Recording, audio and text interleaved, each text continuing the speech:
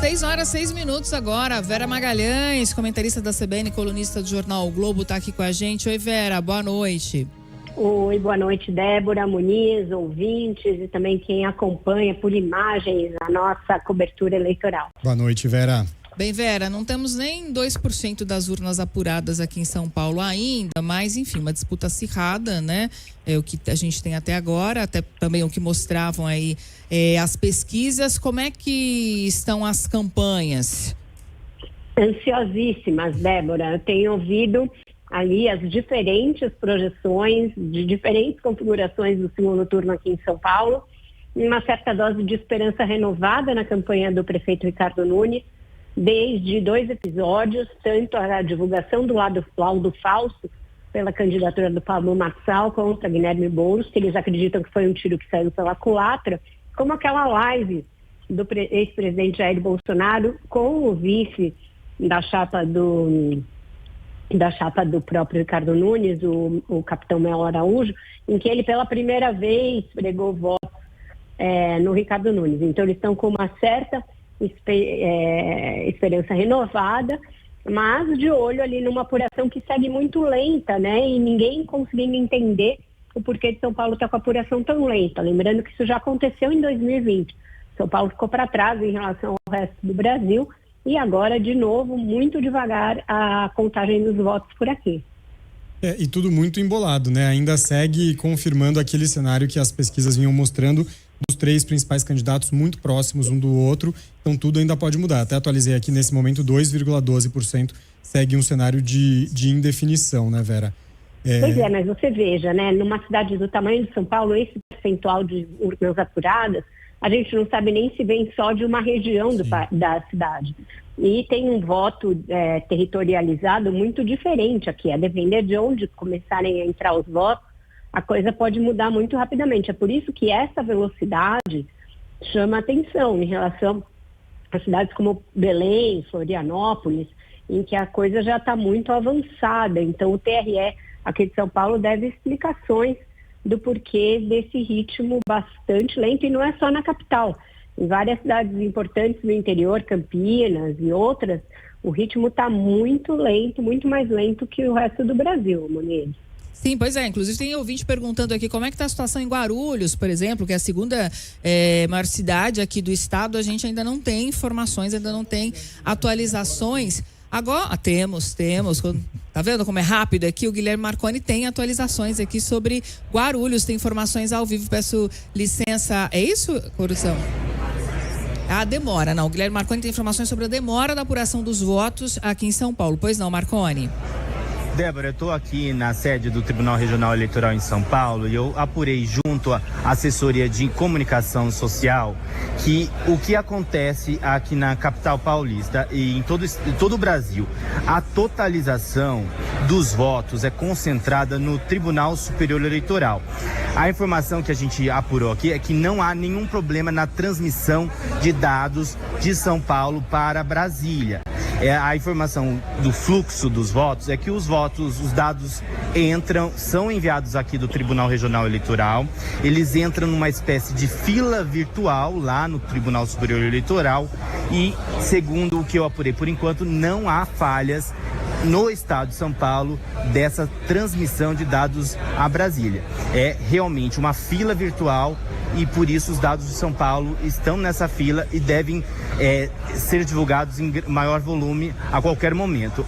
O presidente do Tribunal Regional Eleitoral, o desembargador Silmar Fernandes, disse esperar que 80% dos votos válidos sejam divulgados até às 8 horas da noite. Mas o critério para essa fila eles também não explicaram, porque se a gente tem cidades com mais de 50% dos votos já apurados, né?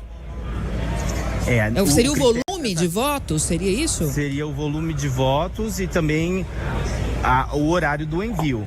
Mas assim, é o Tribunal Superior Eleitoral que concentra toda a totalização dos votos. Antigamente, nas eleições municipais, o próprio TRE é que fazia essa divulgação e a totalização dos votos.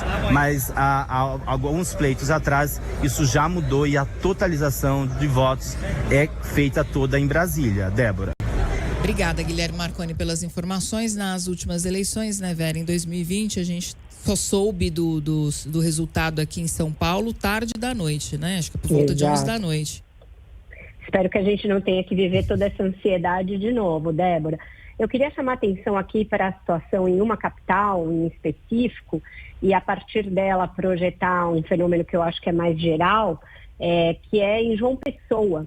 Ontem, a pesquisa Quest apontava uma vitória em primeiro turno de Cícero Lucena, do PP, com 55% dos votos. Mas, abertas as urnas e já com 74% dos votos apurados, ele segue em primeiro, com possibilidade ainda de vencer em primeiro turno, porque tem 49,49% dos votos. Porém, o terceiro colocado nas pesquisas, que era o ex-ministro da Saúde, Marcelo Queiroga, que vocês devem se lembrar dele, que é candidato bolsonarista, candidato pelo PL, que estava em terceiro nas pesquisas, está em segundo, com uma boa possibilidade de ir ao segundo turno contra o candidato do PP. Então, o Cícero Lucena é um político antiquíssimo, já foi prefeito muitas vezes, é o atual prefeito, e aí a chance de ter um segundo turno entre Cícero Lucena e um candidato do Jair Bolsonaro, candidato do PL, e o ex-ministro da Saúde, Marcelo Queiroga.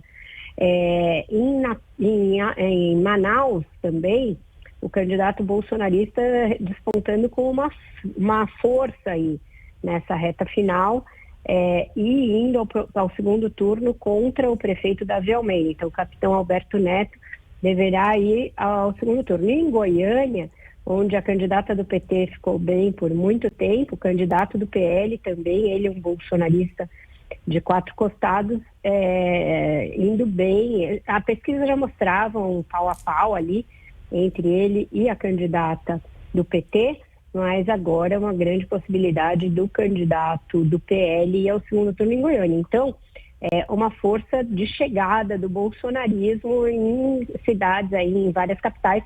Não vai ser suficiente, provavelmente, para levar o Alexandre Ramagem ao segundo turno, porém, em outras cidades vai se mostrando uma força de chegada do bolsonarismo. Na frente em Fortaleza, na frente em Belo Horizonte, e é um fenômeno que vai ter de ser avaliado depois, inclusive pelo governo Lula. E tem, sobre essas viradas, essas mudanças de cenário, né, Vera? Teve a situação de Curitiba com a Cristina Gremel dando uma arrancada ali quando a gente compara os dados agora com os dados das pesquisas. Por lá a gente tem nesse momento 63,7% das urnas apuradas e ela segue na liderança, agora muito próxima do segundo candidato. Ela tem 32,9%, Eduardo Pimentel tem 32,2%, e ela que acelerou nas duas últimas pesquisas, né? Antes ela aparecia bem abaixo deles. 5%, né? Chegou a ser 5%.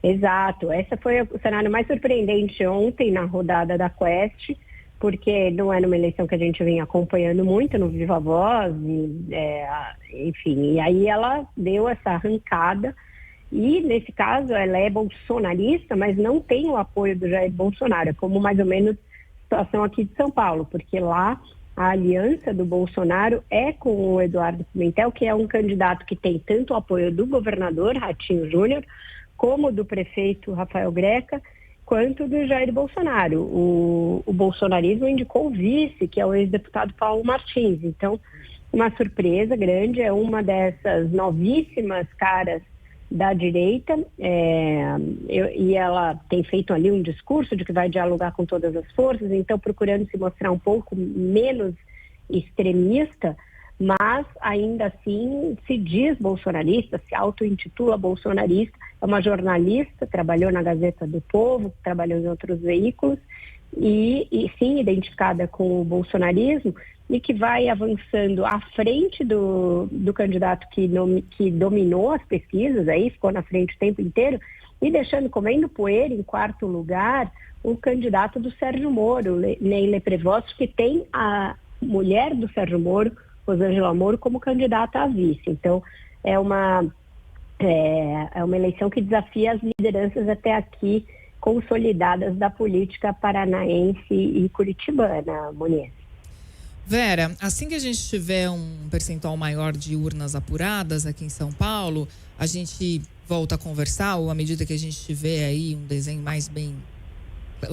uma situação mais clara, né, do que pode ser o segundo turno, a gente volta a te acionar. Tudo bem? Aumentou um pouquinho aqui, ó, o percentual de urnas apuradas em São Paulo, na capital paulista, 4,15% das urnas apuradas.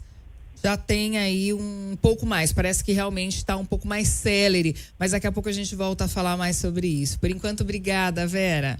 Combinado, até mais tarde, um ótimo trabalho para você. Até, Vera. Vera. Até.